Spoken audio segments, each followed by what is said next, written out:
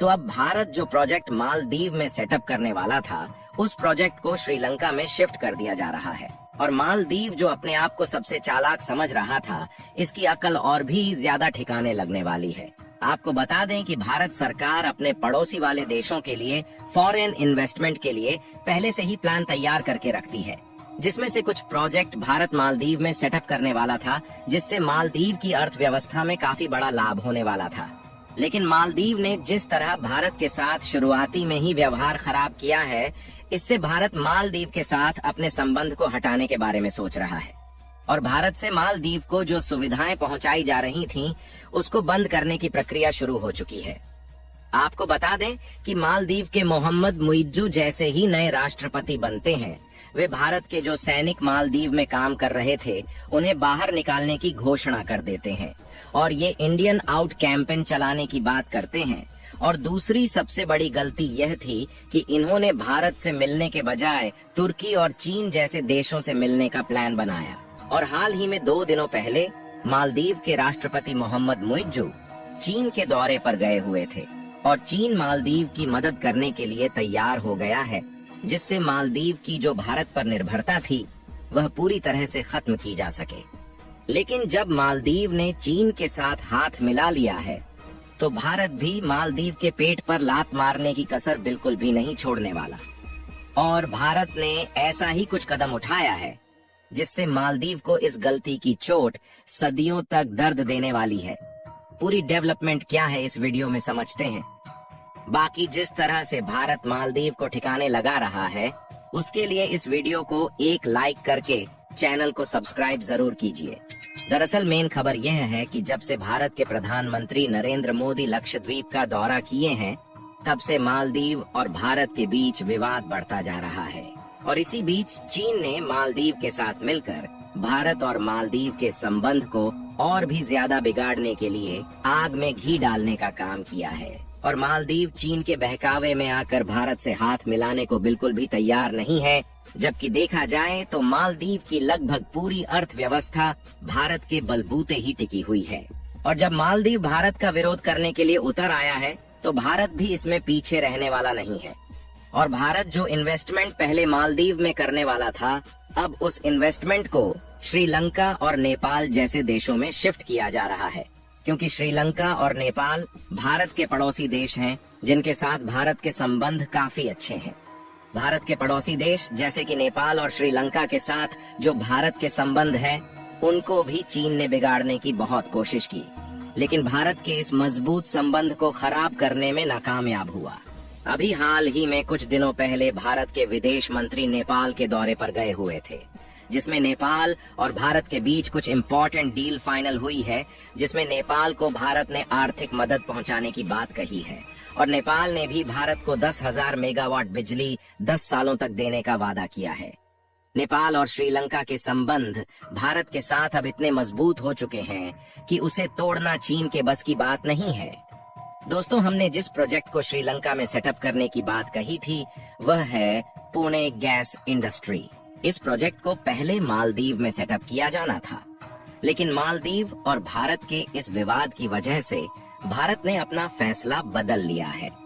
इस प्रोजेक्ट की शुरुआत पुणे की एक गैस इंडस्ट्री और श्रीलंका की एक कंपनी के साथ मिलकर ज्वाइंट वेंचर में किया जाएगा। पुणे गैस इस प्रोजेक्ट का सेटअप 3DH की हेल्प से श्रीलंका में करने जा रही है और इस प्रोजेक्ट की शुरुआत पूरे गैस कंपनी श्रीलंका में इसलिए करने जा रही है क्योंकि श्रीलंका के ऑर्गेनाइजेशन में इस समय इसकी काफी ज्यादा डिमांड है, जिससे श्रीलंका की इकोनॉमी को एक सही दिशा में आगे बढ़ाया जा सके। क्योंकि इस समय श्रीलंका में डीजल और पेट्रोल के उपयोग को कम करके LPG यानी कि लिक्विड पेट्रोलियम गैस को बढ़ावा दिया जाना है। LPG गैस के एक बड़ी मात्रा में उपयोग से पर्यावरण पॉल्यूशन को आसानी से कंट्रोल किया जा सकेगा और इस समय लगभग सभी देश रिन्यूएबल एनर्जी पर शिफ्ट हो रहे हैं और डीजल पेट्रोल के उपयोग को पूरी तरह से हटा देना चाहते हैं। आने वाले कुछ सालों बाद केवल इंडस्ट्री और ऑर्गेनाइजेशन में ही डीजल और पेट्रोल का उपयोग रह जाने वाला है। एक रिपोर्ट के मुताबिक कमाल की बात यह है कि पुणे गैस श्रीलंका की एक कंपनी के साथ ज्वाइंट वेंचर में काम करने वाली है, जिससे दोनों देश का काफी ज्यादा फायदा हो सकेगा और इससे जो भारत की टेक्नोलॉजी है वह भी सुरक्षित रह पाएगी। साथ ही पुणे गैस अपनी इंडस्ट्री को एक बड़े लेवल तक एक्सपेंड कर पाएगी। इसके लिए पुणे गैस श्रीलंका के साथ मिलकर एक बड़ा इंफ्रास्ट्रक्चर तैयार करने वाली है। यानी कि कुल मिलाकर भारत मालदीव से पूरी तरह रिलेशन को खत्म करने की तैयारी शुरू कर चुका है और इसका जो नुकसान है वह मालदीव को ही झेलना पड़ेगा। और जिस तरह चीन मालदीव को लालच देकर उसकी मदद करने के लिए तैयार हुआ है, उससे मालदीव और भी कर्ज में डूबता चला जाएगा। खैर, अभी तक भारत हर कठिन परिस्थिति में मालदीव की मदद करता आया है, जिससे मालदीव को कभी भी छोटा देश होने का एहसास नहीं हुआ और भारत के टूरिस्ट एक बड़ी मात्रा में मालदीव घूमने के लिए जाते थे, जिससे मालदीव की अर्थव्यवस्था एस्टेब्लिश बनी हुई थी। अगर 2023 के डाटा को देखा जाए तो लगभग 2 लाख टूरिस्ट भारत से मालदीव छुट्टी बिताने के लिए गए थे और इन टूरिस्ट की संख्या मालदीव की कुल आबादी का लगभग आधा है।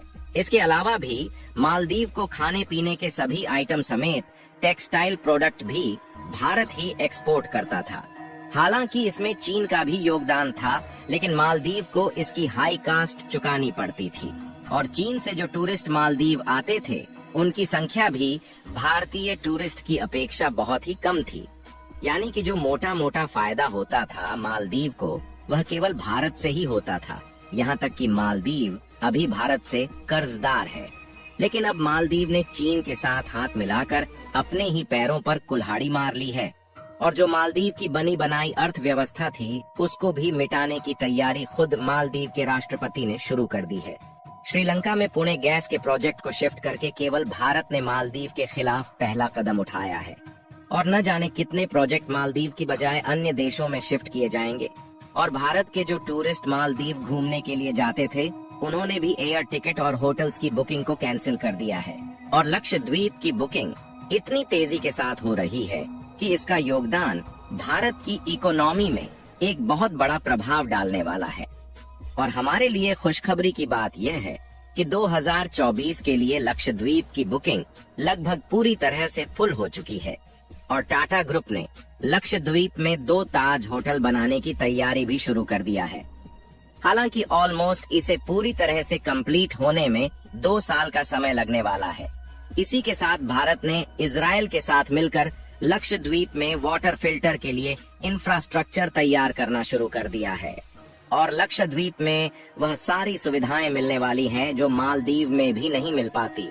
भारत मालदीव को खाने पीने की जो सप्लाई कर रहा था उस पर ही प्रतिबंध लगाने का जल्द ही फैसला आ सकता है और जब मालदीव ने भारत से रिलेशन तोड़ने की तैयारी शुरू कर दी है तो भारत भी मालदीव को कड़ी टक्कर देने जा रहा है।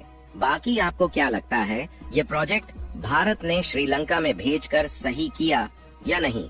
अपनी राय कमेंट में जरूर बताएं और भारत के इस नए कदम के लिए इस वीडियो को एक लाइक जरूर कीजिएगा। इस वीडियो को अपने मित्रों तक शेयर करें ताकि उन्हें भी जानकारी मिल सके। साथ ही चैनल को सब्सक्राइब करके बेल नोटिफिकेशन को ऑल पर जरूर रखें।